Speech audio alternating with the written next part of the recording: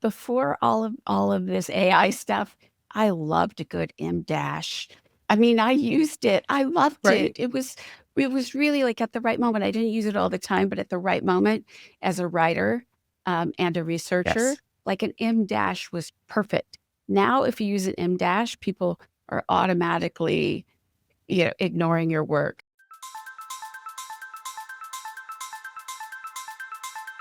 Welcome back to the show where we call the plays of artificial and human intelligence in the workplace. Today's matchup: AI's big promise versus a surprising flag on the field. We all know that AI can speed up research, sharpen writing, and free up busy work. On some teams, however, workers are being judged not by their results, but how they got them. Researchers are calling it the AI penalty, as in, two people deliver the same great deck. One says, I drafted it with AI and then refined it. The other stays quiet. Who gets more credit on the scoreboard? In some cases, it's not the person who used AI in their workflow. That penalty can slow AI adoption, fan the flames of bias, and keep real wins on the sideline. Our end goal today is to define the penalty, then go quarter by quarter, real scenarios, who's getting flagged, a better playbook for leaders, and finally, routines that make AI a reliable asset. To help us navigate this, I'm thrilled to be joined by our first ever return guest, Kelly Monahan, Managing Director of the Research Institute at Upwork. Kelly, welcome back to the AI+HI project. Are you ready to kick off? Let's do it, Nicole. Thanks so much for having me back. You're one of my favorite researchers and also one of my favorite guests. So thank you for coming back. All right, so let's kick off by laying down the fundamentals. Kelly, in your words, what is the AI penalty? So the AI penalty is this perception that we have that is more negative when we think the output is delivered with AI, whether that's a full AI output or that's humans and AI working together. But the reality is right now we are biased towards seeing AI usage with a negative outcome. Now, the one thing I will say is I think that penalty is at times worthy to be thrown on the field. Or we're going to go with this metaphor. My fear is, Nicole, and I'd be curious to see if you share the same fear or you're sensing the same thing. Is it is like a Buffalo Bills game, which the jersey I'm wearing today. There is flags being thrown out after every play, and I think what I'm concerned about now is we have way too many AI penalties when there's actually really good work being done, and especially as AI gets better at a lot of this core function. So that's to me what an AI penalty really is all about. Agree. And one of the reasons why we wanted to have this show is we were seeing across multiple areas, places where people were getting penalized for using AI, whether it was implicit or explicit in their organization. So we wanted to call it out and then help people know how to address it. So I think that's a great segue into our first quarter. We are calling this in the spotlight versus the shadows. And so we're going to look at what the AI penalty looks like in practice, plus what's going on behind the scenes. And this penalty came out of really the amount of shadow AI, the amount of people who are using AI at work, but keeping it a big secret.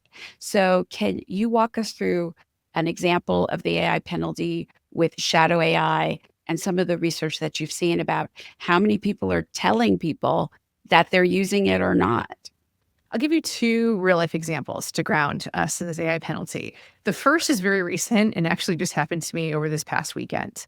So, as a researcher and writer, I have eagerly embraced AI tools because, as you said in your opening, they are the perfect use case. If I'm going to be real, research and writing is a great application for generative AI right now.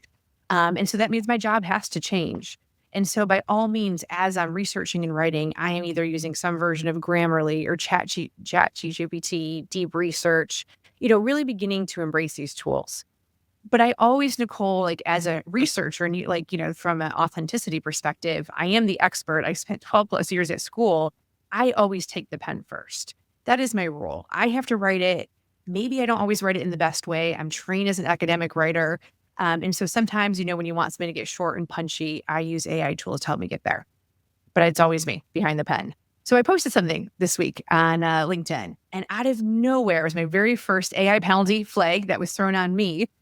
Someone who I didn't really know called me out and said, "Hey, this looks like AI tools have been used here in this post."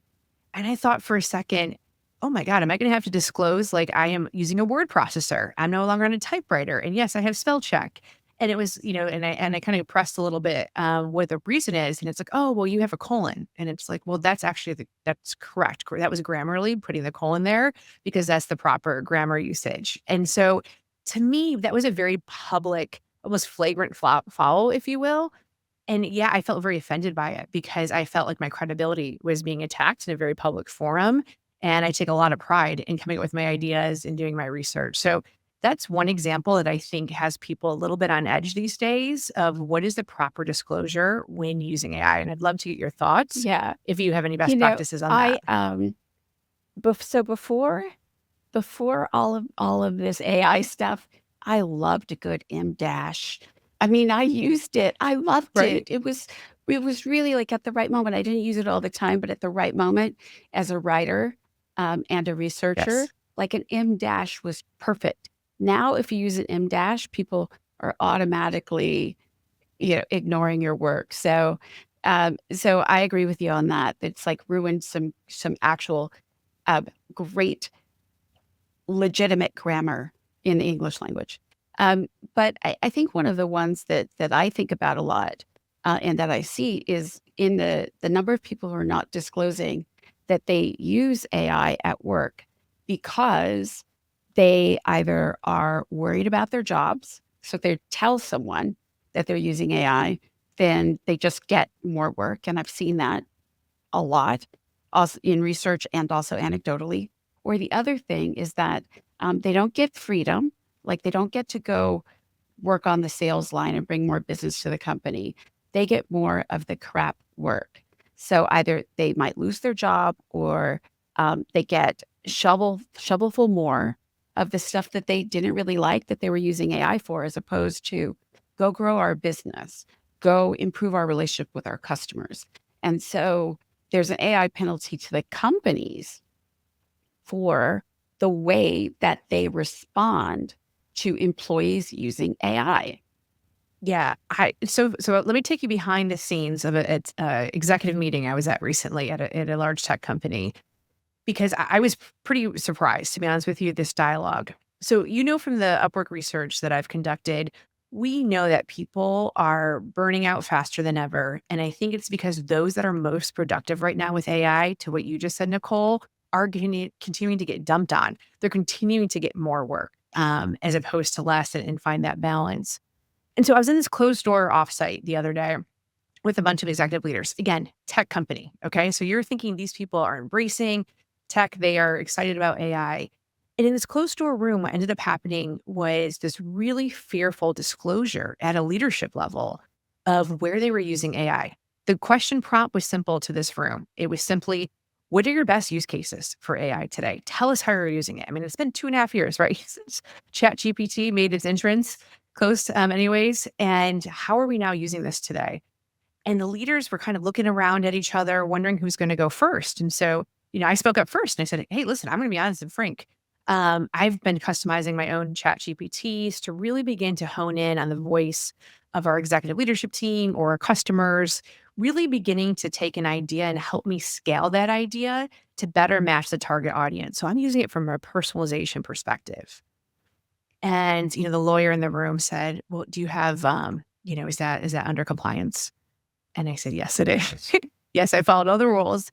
And a couple other leaders looked at each other, and everyone was fearful to speak up in that room because they didn't want to be judged. And honestly, what I saw, Nicole, in that room, I think, which is, again, if we're going to use the word AI penalty, it is almost a biased, especially in some of these higher levels of organizations, that this tool isn't actually leading to positive outcomes, that there's almost this fear in disclosing use at the very top levels of leadership.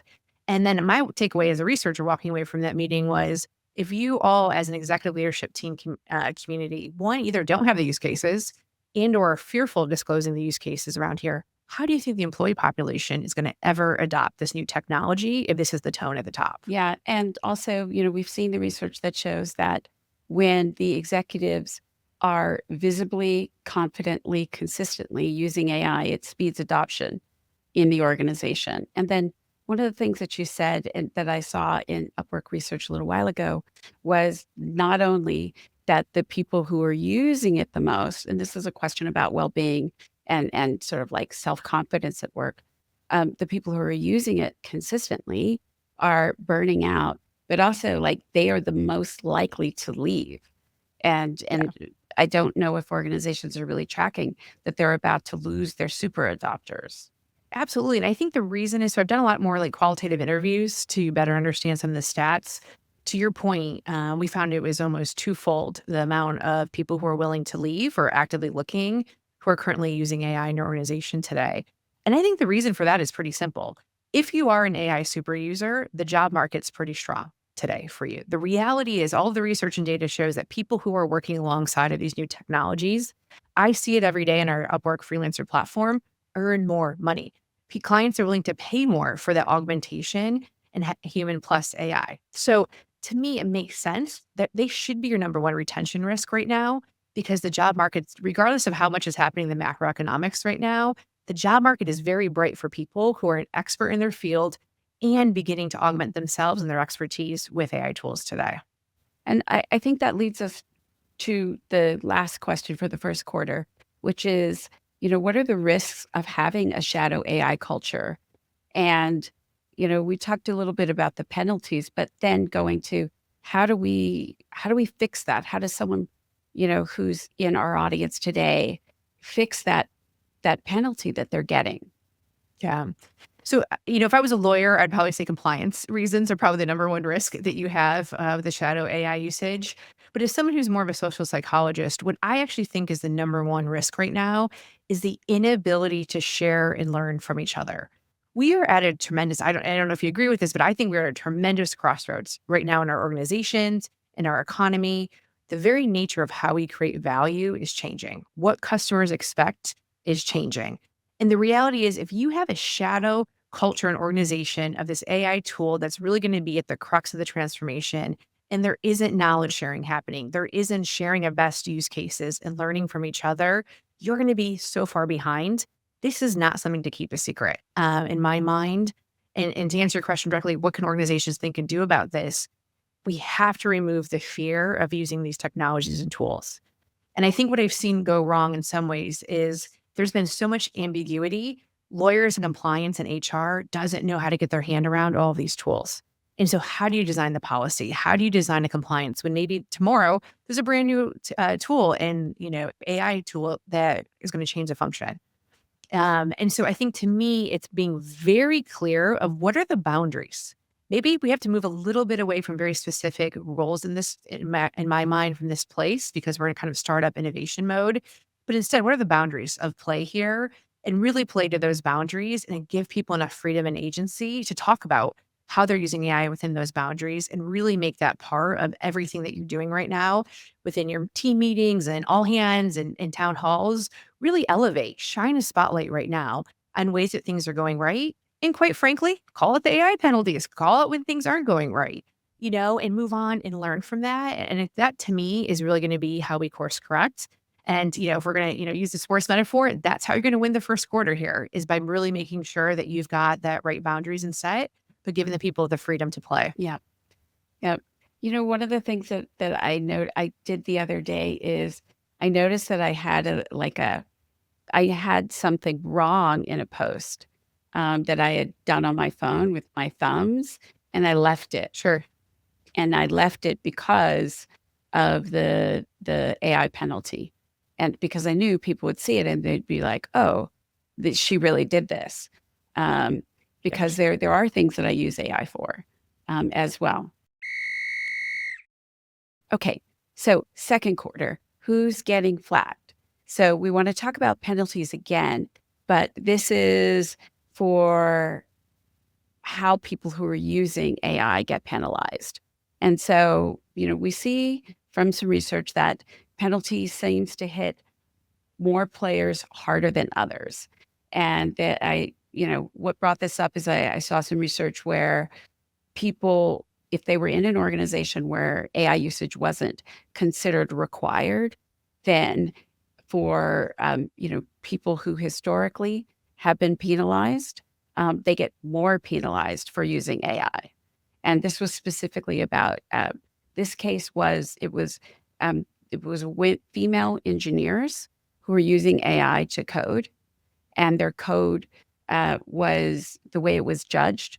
If it was disclosed that they were the way they did the research is they used the same code and then they told someone who was reviewing it, this was male, this was female, this used AI, this didn't use AI, but the code was exactly the same, and the scrutiny on the female who used AI was higher than for every other group. That makes me want to like flip some tables. Nicole, I think it is a sad reality for many of us right now who I think are trying to navigate this AI revolution. One of the things I've been saying lately is my fear is, what I'm seeing in the research, is that the glass ceiling is thicker with AI right now. And what I mean by that is not only are women and people of color falling behind in terms of AI adoption and usage, but to your point, they are much more likely to be penalized. And to me, is it a chicken or an egg? Is there lower adoption happening because of this AI penalty that's now being ascribed and questioning their very competence simply because of who they are? And I think to me, what this exposes, this AI penalty to me exposes, and I'd really, really love to get your thoughts on this too, is if we're going to be frank, the ugliness that exists within us, right? And within our organizations, it's just amplifying something, this bias that's always been there. When it comes to judging performance, I've done a lot of research and work in behavioral economics. We are wired to better, rate someone who looks like us or behaves like us. But here's the problem. 80% of AI right now is being dominated by male engineers. And so how do we make sure that we're making space? It is almost impossible to overcome this, similarity bias. It's something that's ingrained within us. So to me, it's an organization's responsibility and HR's responsibility to be making sure that they're putting those guardrails in place and amping diverse hiring here. One of my favorite examples is when the orchestra went, when it also was having a gender imbalance. And then they went and no longer allowed the, raters to actually see who was playing. When they no longer saw who was playing, all of a sudden, boom, almost overnight, you've got equality happening. I think the same thing needs to be true here too, is it's like, if we're going to have to disclose gender and AI usage, we are just really creating a strong barrier right now for human biases in a system that's predominantly geared towards male engineers. That to me is the biggest penalty. And we've got to figure out, how do we course correct this now? Because my fear is this penalty is going to only widen the inequality we're seeing, both from usage, but also just from a building perspective and being able to earn more money and being able to contribute and diversify these tools that we have at our disposal. I think one of the things that when I read that study, one of the things that it shifted my perspective completely on the CEOs who have put out mandates where they have said, if you can't prove that you can't do this job without AI, then you can't have the head count. Or, a CEO, gave engineers 2 weeks to use AI and to bring something forward using AI. And everyone who didn't, who dragged their feet in any way, and who didn't have a personal reason, like, we're having a baby, or someone's in the hospital, or I was on vacation, Sure. that I put in for months ago. Everyone who dragged their feet, he fired 2 weeks later. And so I think that sounds harsh, but actually it gives the organization cover. Because if everyone must use it, then judging someone or giving someone a penalty for using it shows that you are wildly out of touch.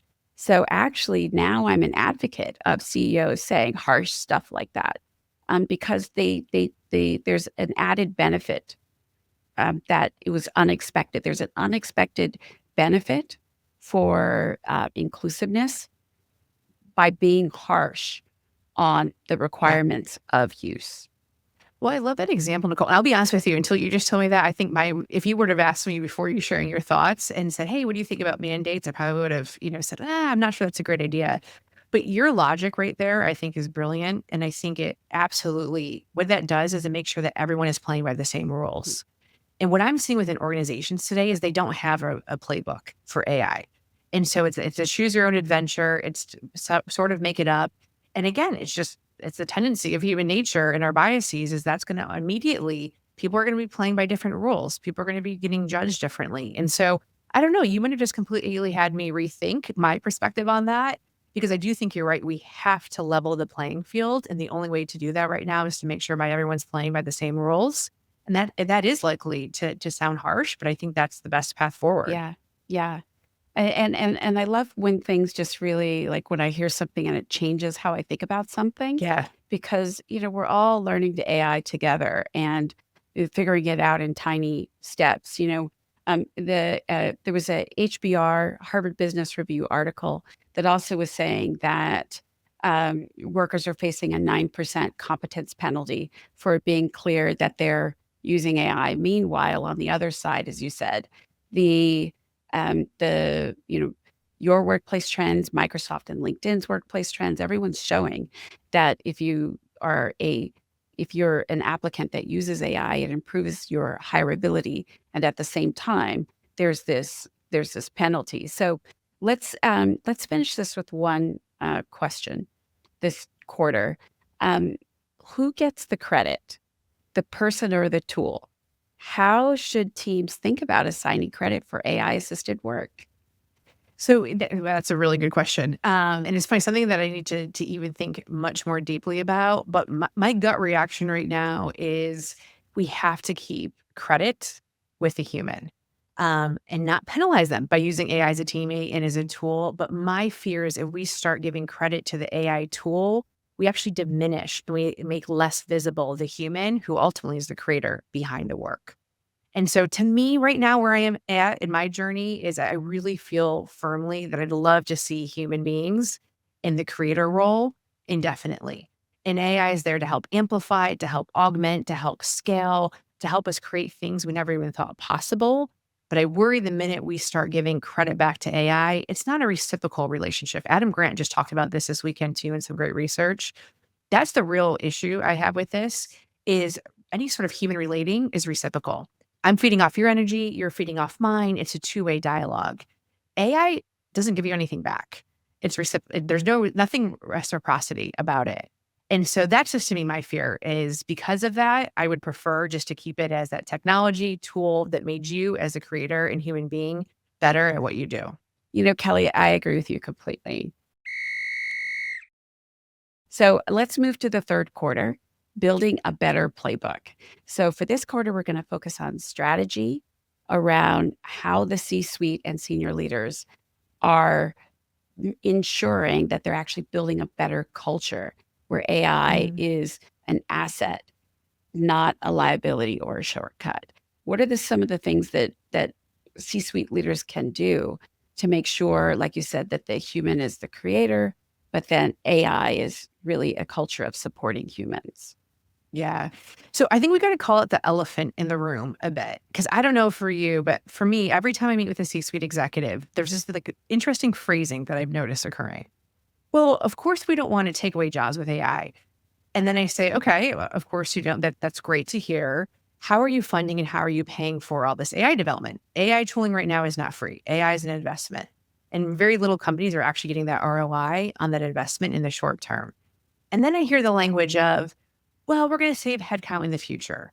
Or as these AI tools get better, then we're going to reduce headcount.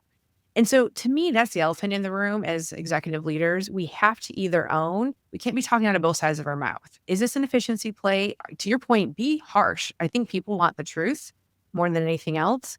And so is this an efficiency play? Is this going to do you actually think you're maybe a 1,000-person company and you think in the next 2 to 5 years, you can do the same level of service and what you do with half the employee population? That may or may not be true, depending on the context.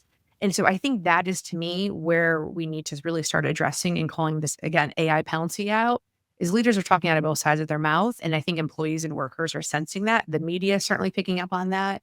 And so I think right off the bat, why are you using AI? And very few leaders can actually articulate that why right now without necessarily going to attrition or headcount reduction. you have to articulate the harshness for people to and also where you want people to go. I've recently been reading the AI Optimist Manifesto. I don't know if you've seen that one. Yes, It's I have. actually, I mean, it's like it's quite good, I think. Yeah. And in a detailed conversation with the team behind that, there was this perspective around, you know, everyone is going to be on the front lines in some way.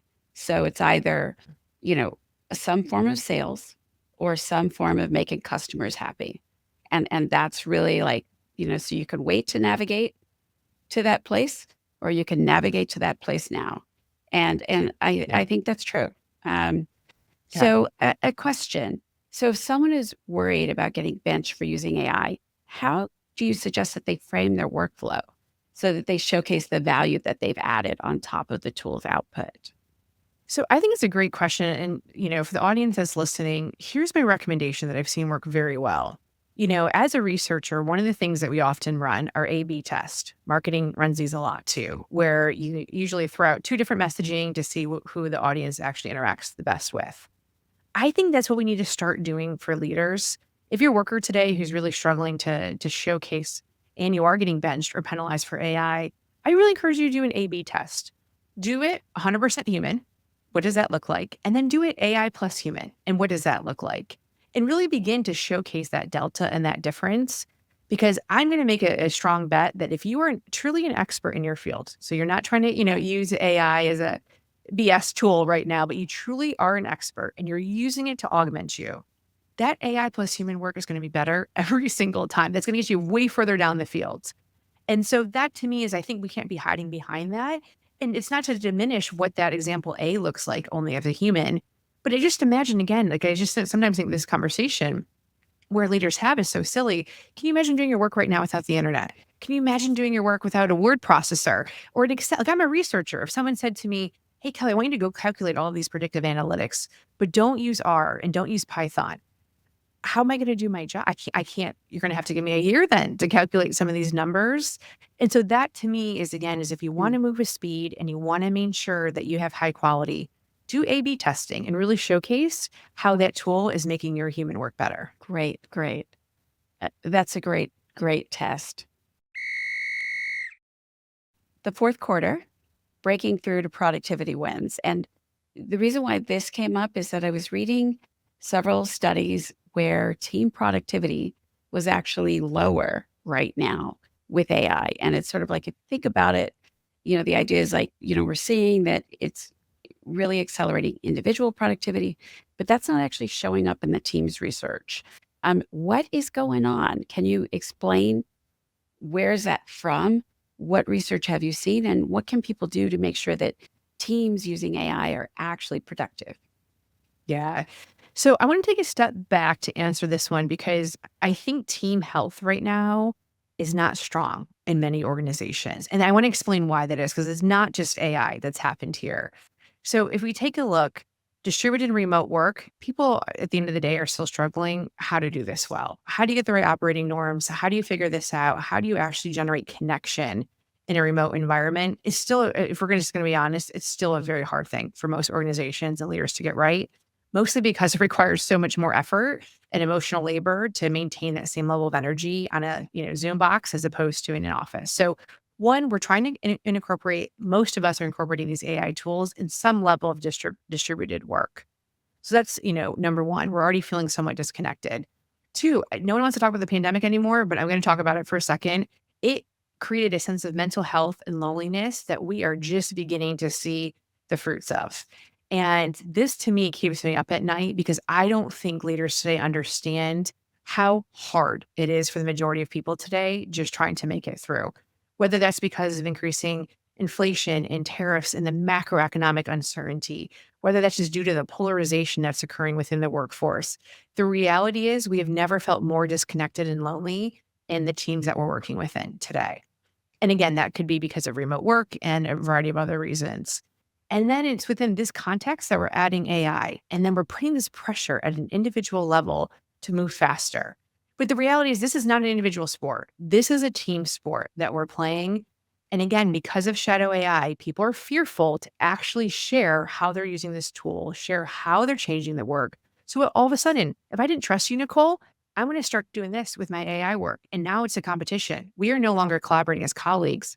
I'm now competing with you with this new shiny tool that I have. And we got to knock it off within our organizations. No one wins in these sorts of environments and cultures. And it's also our mental health, right? That's at risk here. And so to me, we have to start focusing at the team level. And in order to do that, we've got to get better at the evergreen basics of leadership. We've got to double down on culture. And the one thing that I see missing, I see this in my research, is only 1 in 4 organizations today have actually cracked the code on what an AI skilling program looks like. We've got a whole bunch of players out in the field today who don't know the rules, who don't trust each other, and we're trying to get them down the field. And I think that's the friction that we're actually feeling. Yeah, absolutely. Absolutely. Oh my gosh. Well, so amazing. That is the final whistle on today's episode. A big thank you to Kelly for stepping back onto the AI+HI field and for sharing your insights and experiences with us. Thanks for joining the conversation, everyone, and we'll catch you next time. Did you know our podcast is only one part of the AI+HI project? We also host an annual event featuring visionaries from the worlds of business, tech, and HR. Plus, we publish a weekly newsletter that includes topical articles and the latest research from SHRM, all to help you stay ahead of the trends. To sign up, just make your way to shrm.org/AI+HI. And you can also follow SHRM on social media for even more clips and stories. Like, share, and tell us how you're innovating towards a brighter future. SHRM.